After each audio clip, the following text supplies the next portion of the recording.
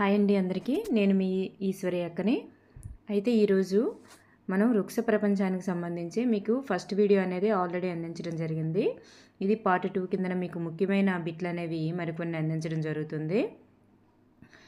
ఇలా మీకు సెంటెన్స్ రూపంలో ఉండేటటువంటివి మీకు చాలా important and match the following కూడా మనకి ఇప్పుడు ఏపీఎస్సి అనేది మనకి పేపర్ కండక్ట్ చేస్తుంటుంది కాబట్టి మనకి ఏపీఎస్సి ఎగ్జామ్ పేపర్ మోడల్ కూడా ఇలానే ఉంటాయండి. డైరెక్ట్ బిట్ కంటే మనకి ఇలా సరి అయినది సరికాంది ఏది అన్నట్లు కానీ లేదా మ్యాచ్ ద ఫాలోయింగ్లు కానీ ఎక్కువగా వస్తుంటాయి కాబట్టి మీరు ఆ మాదిరిగానే ఎక్కువగా కూడా సెంటెన్స్ రూపంలోనే మొత్తం మీరు థియరీ రూపంలోనే నేర్చుకోవడం చాలా బెటరు.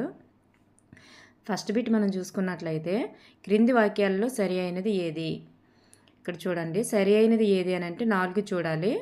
ఫస్ట్, వేర్లు నేలకు దిగువన ఉంటాయి. వేర్లు మొక్క భాగాలన్నింటిలో ముఖ్యమైనది. వేర్లు మొక్కకు ఊతాన్ని, బలాన్ని, గట్టితనాన్ని ఇస్తాయి. కొన్ని వేర్లు ఆక్సిజన్ను విడుదల చేస్తాయి. ఇక్కడ 4 వాక్యాలు కూడా సరి అయినవేనండి. అంటే కొన్ని వేర్లు కార్బన్ డైఆక్సైడ్ని కాకుండా ఆక్సిజన్ను కూడా రిలీజ్ చేస్తాయి కాబట్టి ఈ 4 వాక్యాలు సరి అయినవి. సో ఏబిసిడి అన్నీ కూడా సరి అయినవి. నెక్స్ట్ వన్, ఈ క్రింది వాటిని జతపరచండి. అయితే ఇక్కడ మ్యాచ్ ద ఫాలోయింగ్ చూసుకున్నట్లయితే గుల్మాలు అంటే మెత్తని కాండం, ఆకుపచ్చని కాండంతో కలిగి ఉంటాయి. అవి మనకి తులసి, గోధుమ. నెక్స్ట్ పొదలు అంటే గుబురుగా ఉంటాయి, వాటి కాండం అనేది కొంచెం గట్టిగా ఉంటుందన్నమాట. ఈ పొదలు అనేవి గులాబీ, మందార. నెక్స్ట్, చెట్లు అనేవి మనకు తెలుసు, మర్రి, చింత. ఎగబ్రాకే మొక్కలంటే ఏదైనా ఒక ఆధారాన్ని పట్టుకొని పైకి ఎక్కేవన్నమాట. చూడండి, సన్నజాజులు, విరజాజులు, ద్రాక్ష, కాకర ఇలాంటివన్నీ కూడా పైకి ఎక్కుతాయన్నమాట. ఇలా పైకి ఎగబ్రాకేటటువంటి మొక్కలన్నీ కూడా ఎగబ్రాకే మొక్కలు అని చెప్పుకుంటాం. ప్రాకే మొక్కలు అంటే కింద నేల మాత్రమే పాకుతాయి అన్నమాట. అవి పుచ్చకాయ, గుమ్మడికాయ ఇలాంటివన్నీ కూడా నేలను మాత్రమే పాకుతూ ఉంటాయి. నెక్స్ట్ వన్, కాండాలకు సంబంధించి సరైన వాక్యం ఏది అంటే కాండం గురించి. మొక్క పెరిగి పెద్దదయ్యే కొద్దీ వాటి కాండాలు కూడా బలంగా మారుతాయి. ఎస్, సరైనది. నెక్స్ట్, గుబురుగా పెరిగే పొదలు గట్టి కాండాన్ని కలిగి ఉంటాయి. ఇప్పుడు గుబురుగా పెరిగేవి చెప్పుకున్నాం కదా, మందారం మరియు గులాబీ అని. అవి కొంచెం గట్టి కాండాన్ని మాత్రమే కలిగి ఉంటాయి, మనకు తెలిసిందే. ఎస్. నెక్స్ట్, గుల్మాలలో గట్టిగా ఆకుపచ్చగా లేని కాండాలు ఉంటాయి అంటున్నారు. గుల్మాల గురించి చెప్పుకున్నాం ఏంటి, తులసి మరియు గోధుమ. ఇవి ఆకుపచ్చని కాండాలు మాత్రమే కలిగి ఉంటాయి. ఆకుపచ్చగా లేని కాండాలు అయితే కాదు, అవి మెత్తగా ఉంటాయి కాండం కూడా. అందుకే ఇక్కడ రాంగ్ ఆన్సర్. నెక్స్ట్, మ్రాను బలంగా ఉండి బెరడుతో కప్పి ఉంటుంది. ఇక్కడ మ్రాన్లు బలంగా ఉంటాయి, బెరడుతో కప్పి ఉంటాయి. సో ఇక్కడ మనకి ఏబిడి అనేవి సరైన వాక్యాలు. నెక్స్ట్ వన్, సి సరికాదు. పత్రాలకు సంబంధించి సరికాని వాక్యం ఏది? పత్రాల గురించి చూసుకున్నట్లయితే చూడండి, సరికానిది ఫస్ట్ వన్. బొప్పాయి చెట్టు ఆకులు వెడల్పుగా అంచులు రంపపు ఆకారంలో ఉంటాయన్నారు. మనకి బొప్పాయి చెట్టు ఆకులు వెడల్పుగా అంచులు రంపపు ఆకారంలో ఉండవండి. అది మందార ఆకులకు సంబంధించినది. సో అది సరికాదు. నెక్స్ట్ వన్, అరటి చెట్టు ఆకులు చాలా పెద్దవిగా ఉంటాయి. సరైనది. నెక్స్ట్, మొక్కల్లో ఆహార కర్మాగారము ఏ భాగము అంటే పత్రము. సో అది కూడా సరి అయినది. విస్తర్లు పాత్రల తయారీలో అరటి, మర్రి ఆకులను ఉపయోగిస్తారు. సో ఇది కూడా సరి అయినది. సో ఫస్ట్ది సరికాదు. నెక్స్ట్, వైద్యానికి ఉపయోగపడే ఆకులు ఏవి అంటే వేప, తులసి అండి. వైద్యానికి ఉపయోగపడే ఆకులు వేప, తులసి. నెక్స్ట్, క్రింది వానిలో సరి అయినది ఏది? సరి అయినది ఏదంటే మనకి 3 కూడా సరి అయినవే. ఎలా అంటే రాలిపడిన ఆకులను ఎరువుల తయారీలో ఉపయోగిస్తారు. మొక్కలలో పువ్వులు పళ్ళుగా మారుతాయి. మొక్కకు నీరు, ఖనిజ లవణాలతో పాటు సూర్యరశ్మి కూడా అవసరం. మొక్కకు నీరు, ఖనిజ లవణాలతో పాటు సూర్యరశ్మి కూడా అవసరం. ఇలా ఈ 3 వాక్యాలు కూడా సరి అయినవే. నెక్స్ట్ వన్, మెత్తగా ఆకుపచ్చ కాండాలు కలిగి ఉన్న మొక్కల్ని ఏమంటారు? ఇప్పుడే చెప్పుకున్నాం, గుల్మాలని. దానికి ఉదాహరణ కూడా చెప్పుకున్నాం ఏంటి, గోధుమ గడ్డి ప్లస్ తులసి మొక్క అని. నెక్స్ట్ వన్, క్రింది వానిలో సరికానిది ఏది? సరికానిది ఏది అంటే ఇక్కడ బిడి సరికాదని చెప్పుకున్నాం. అయితే ఏ, సి మాత్రమే సరి అయినవి. చూద్దాం. మొక్కలు మనకు ప్రకృతి ఇచ్చిన వరం. ఎస్, అది సరి అయినది. నెక్స్ట్, మొక్కలు ఆక్సిజన్ను పీల్చుకొని మనకు కార్బన్ డైఆక్సైడ్ని ఇస్తాయి. అవి ఆక్సిజన్ని పీల్చుకుంటాయండి, కార్బన్ డైఆక్సైడ్ని పీల్చుకొని మనకు ఆక్సిజన్ ఇస్తాయి. So wrong. పెద్ద మొక్కల వేర్లు భూసార నష్టం కాకుండా కాపాడుతాయి. అది కరెక్టే కదా. మనకి తెలుగులో కూడా మర్రి చెట్టు అనే పాఠ్యాంశంలో కూడా అదే మొక్క వస్తుంది. మనకి అన్ని దగ్గరలో తెలిసిందే. అందుకే కూడా మనం పెద్ద మొక్కల్ని అక్కడ మట్టి అనేది వెళ్ళిపోకుండా కాపాడుతాయి కాబట్టి పెద్ద మొక్కలు అనేవి మనకు అవసరం. మొక్కల్లో అన్ని ఆకులు ఈనులు ఒకేలా ఉంటాయంట, ఉండవు అంటున్నారు.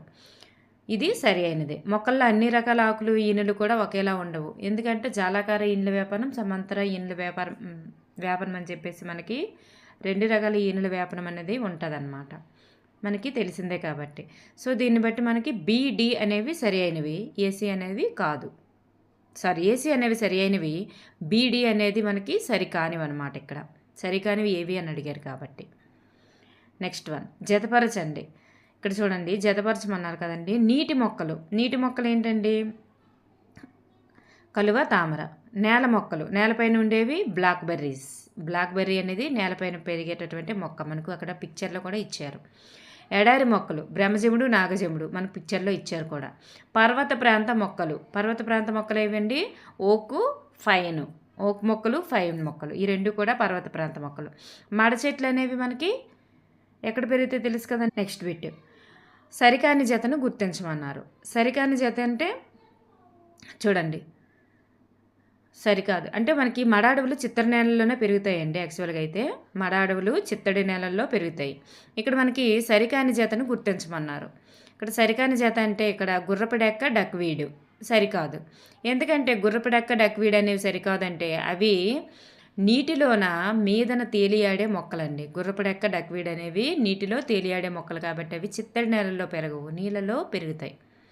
నీళ్ళల్లో కూడా అడుగు భాగాన్ని పెరిగేవి, నీటి లోపల పెరిగేవి, నీటి పైన పెరిగేవని 3 రకాలుగా మనకి ఇచ్చారు.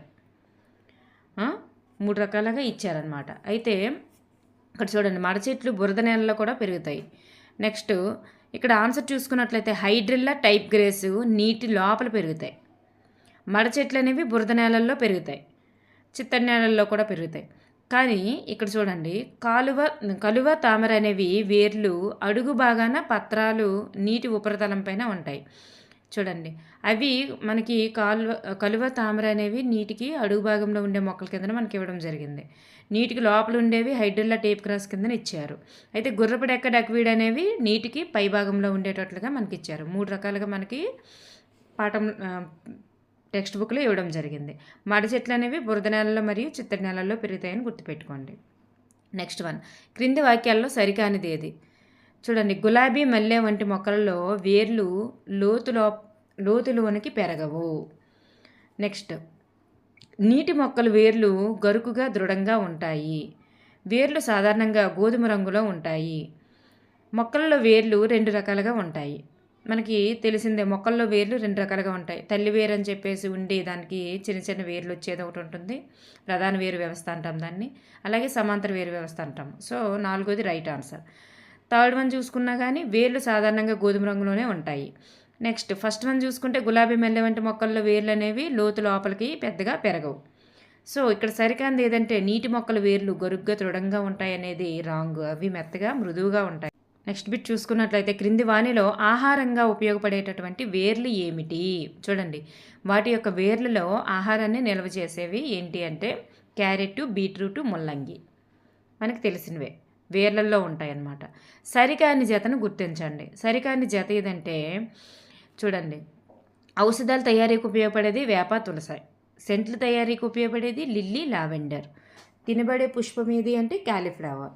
కానీ విత్తనాలు లేని పండ్లు ఏమిటి అంటే మామిడి, యాపిల్ అనేవి కాదండి, వాటికి విత్తనాలు ఉంటాయి. మనకి ద్రాక్ష ఇవ్వడం జరిగింది విత్తనాలు లేని పండ్ల కిందన.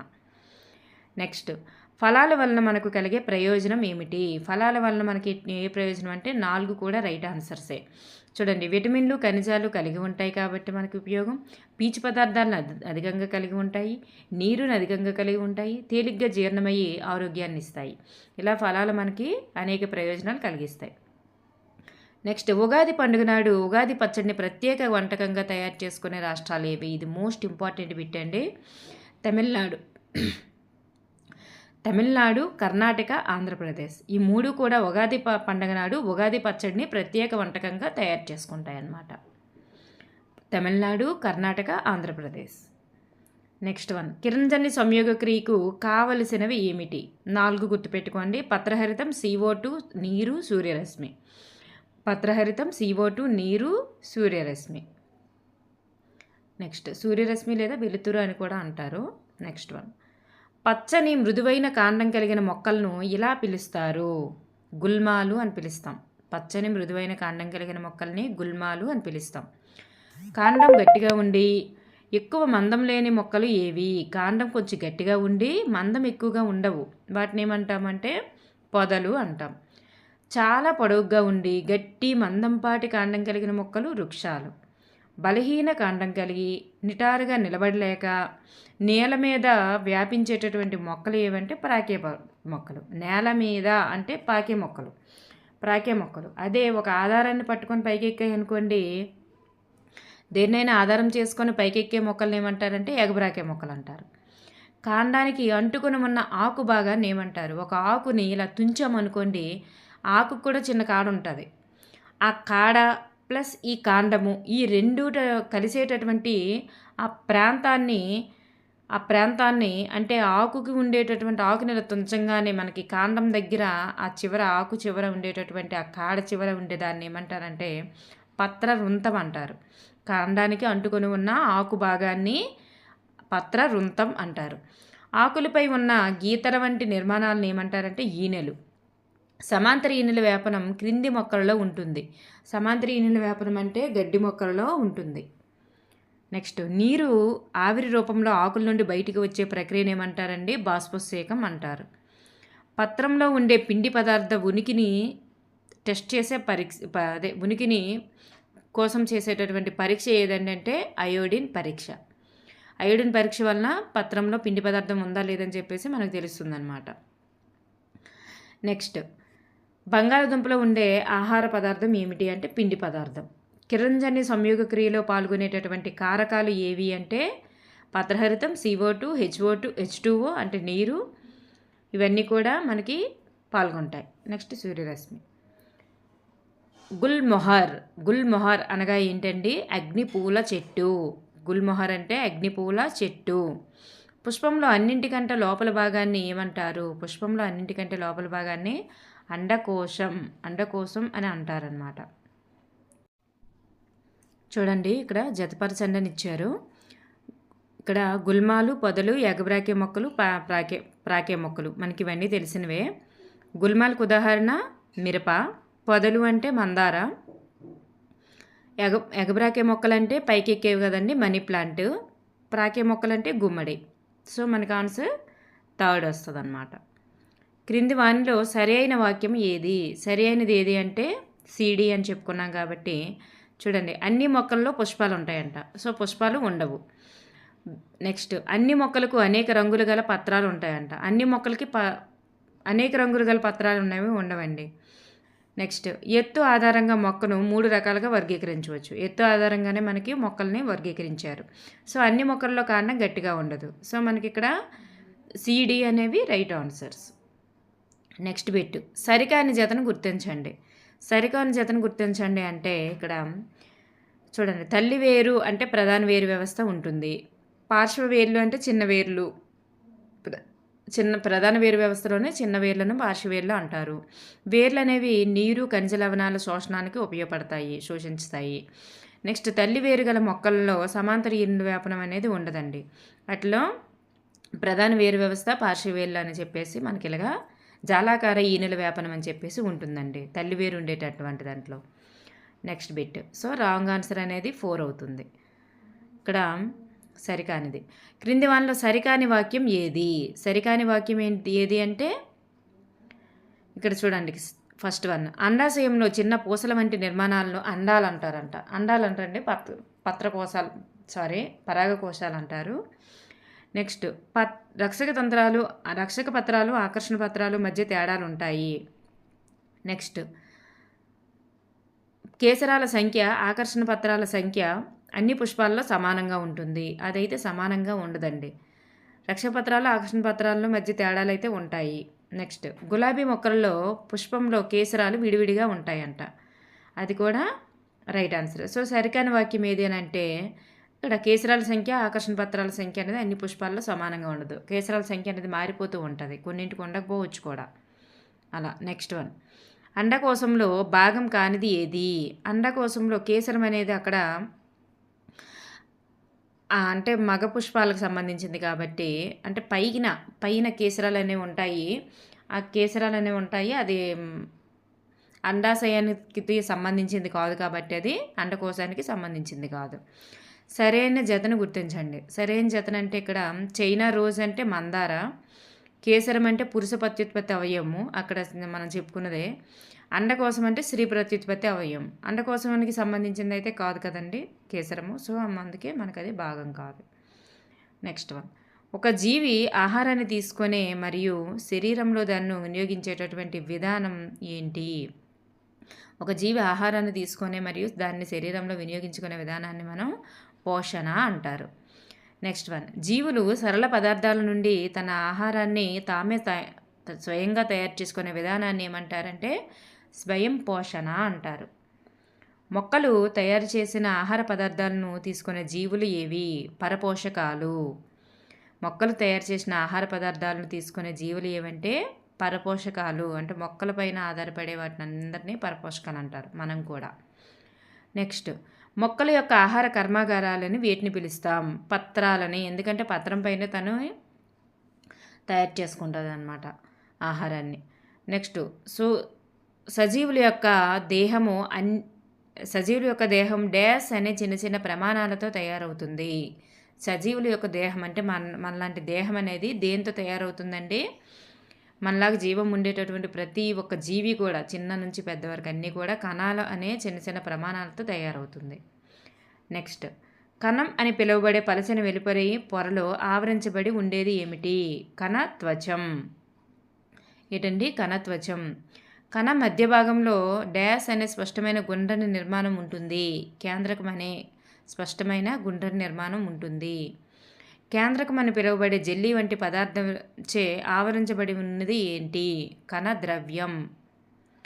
ఏంటండి? కణద్రవ్యం. పత్రరంధ్రాలు వీటిచే ఆవరించబడి ఉంటాయి. పత్రరంధ్రాలు అనేవి రక్షక కణాలతో ఆవరించబడి ఉంటాయి. నెక్స్ట్ వన్, పత్రాల్లో ఉండే ఆకుపచ్చని వర్ణ ద్రవ్యాన్ని ఏమంటారు? పత్రహరితం అంటారు. భూమిపై గల జీవరాశులకు అంతిమ శక్తి వనరు ఏంటి? సూర్యుడు. భూమిపై ఉండే సమస్త జీవరాశులకి కూడా అంతిమ శక్తి వనరు ఏంటి అంటే సూర్యుడు. సూర్యకాంతి సమక్షంలో మొక్కల ఆహారాన్ని తయారు చేసుకునేటటువంటి ప్రక్రియను ఏమంటారు? కిరణజన్య సంయోగ క్రియ. అన్ని జీవులకు అత్యంత ఆవశ్యకమైన వాయువు ఏది? ఆక్సిజన్. అన్ని జీవులకి కూడా ఆక్సిజనే అవసరం. మొక్కలకి కార్బన్ డైఆక్సైడ్ అవసరం.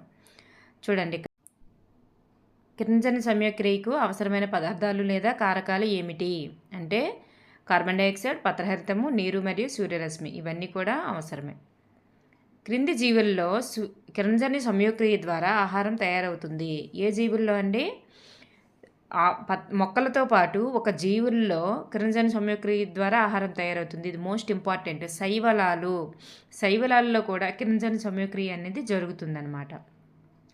కార్బోహైడ్రేట్లు ఈ అణువులతో తయారవుతాయి. కార్బోహైడ్రేట్లు అనేవి కార్బను, ఆక్సిజన్, హైడ్రోజన్. ఈ మూడింటి కలయికనే కార్బోహైడ్రేట్ అనమాట. పత్రహరితం తయారు చేసుకుంటాయి కదండి, అక్కడ యూజ్ అవుతుంది అనమాట కార్బోహైడ్రేట్లు తయారు చేసుకుంటాయి. నెక్స్ట్, ప్రోటీన్లలో ఉండే ముఖ్యమైన పదార్థం ఏమిటి? ప్రోటీన్లో ఉండే ముఖ్యమైన పదార్థం నత్రజని. నత్రజని ఉంటుందండి. చిక్కుడులో ప్రోటీన్సే కదండి అవి. అందులో ముఖ్యమైన పదార్థం ఏంటంటే నత్రజని అండి. నెక్స్ట్ వన్, బంగారు తీగగా పిలువబడేది ఏమిటి? కస్కుటనే మనం బంగారు తీగ అని కూడా అంటారనమాట. నెపంతిస్ లేదా పిక్చర్ అనేది ఒక కీటకాహార మొక్క. నెపంతిస్ లేదా పిక్చర్ అనేది ఒక కీటకాహార మొక్క. నెక్స్ట్ వన్, కొన్ని జీవులు కలప లేదా తడి నేలపై మెత్తని గొడుగు లాంటి నిర్మాణాలు పెరుగుతాయన్నమాట. వీటిని ఏమంటారు అంటే పుట్టగొడుగులు. కొన్ని జీవుల కలప లేదా తడి నేలపై మెత్తని గొడుగు లాంటి నిర్మాణాలుగా కలప లేదా తడి నేలపైన మెత్తని గొడుగు లాంటి నిర్మాణాలుగా పెరుగుతాయి అన్నమాట. వీటిని ఏమంటారంటే పుట్టగొడుగులు అంటారు. పూతికాహార పోషణను ప్రదర్శించే జీవులు ఏవి? శిలీంధ్రాలు. పూతికాహార పోషణను ప్రదర్శించే జీవులు శిలీంధ్రాలు. లైకెన్స్ అనగా వీటి కలయిక. లైకెన్స్ అంటే శిలీంధ్రం మరియు శైవలం. అవి ఒకదానికొకటి సహాయపడుతూ ఒకదానికొకటి కలిసి సహజీవనం చేస్తాయి కాబట్టి వాటిని లైకెన్స్ అని అంటారనమాట. నెక్స్ట్ వన్, నత్రజని స్థాపనకు తోడ్పడేటటువంటి బ్యాక్టీరియా ఏది? నత్రజని స్థాపనకు తోడ్పడే బ్యాక్టీరియా రైజోబియం. రైజోబియం ఇవి చిక్కుడు జాతి మొక్కల్లో ఉంటాయని చెప్పుకుంటాం కదండి. రైజోబియం బ్యాక్టీరియా లెగ్యూమినస్ జాతికి చెందినటువంటి మొక్కల్లో ఉంటాయన్నమాట ఆ బ్యాక్టీరియా. నెక్స్ట్ నత్రజని స్థాపన కూడా అందులో జరుగుతుంది. లెగ్యూమినస్ మొక్కల నుండి ఈ మొక్కలు నత్రజనిని పొందుతాయి. చూడండి, పప్పు ధాన్యాలు. లెగ్యూమినస్ మొక్కల నుండి ఈ మొక్కలు నత్రజనిని పొందుతాయి అంటే పప్పు ధాన్యాలు. నెక్స్ట్ చూడండి, క్రింది వాక్యాల్లో సరి అయినది ఏదని చూసుకుంటే, పత్రాలతో పాటు మొక్కల్లోని ఇతర ఆకుపచ్చని భాగాలలో కూడా కిరణజన్య సంయోగక్రియ జరుగుతుంది అని ఇచ్చారు. నెక్స్ట్, ఎడారి మొక్కలలో బాష్పశేఖం ద్వారా జరిగే నీటి నష్టాన్ని నివారించడం కోసం పొలుసులు లేదా ముళ్ళ వంటి ఆకులను కలిగి ఉంటాయి. నెక్స్ట్ బిట్, ఎడారి మొక్కలలో కిరణజన్య సంయోగక్రియను నిర్వర్తించే ఆకుపచ్చని కాండాలు ఉంటాయి. నెక్స్ట్, CO2+H2O నీటిని ఉపయోగించి సూర్యరశ్మి సహాయంతో పత్రహరితం తయారు చేసుకున్న తర్వాత అది గ్లూకోజు ప్లస్ ఆక్సిజన్ ప్లస్ H2Oగా రిలీజ్ చేస్తుంది అనమాట. సో వీటిని అంతటిని కలిపి మనం ఇదంతటి కూడా ఇవన్నీ కూడా ఆప్షన్స్ అన్నీ కూడా మనకి ఇక్కడ సరి అయినవే. అర్థమైంది కదండి, అన్నీ కూడా ఎడారి మొక్కల గురించి సరి అయినదే. నెక్స్ట్, ఎడారి మొక్కల్లో కిరణజన్య సంయోగక్రియ పత్రంలో జరగదు, ఆకుపచ్చని కాండాల్లో జరుగుతుందన్నమాట.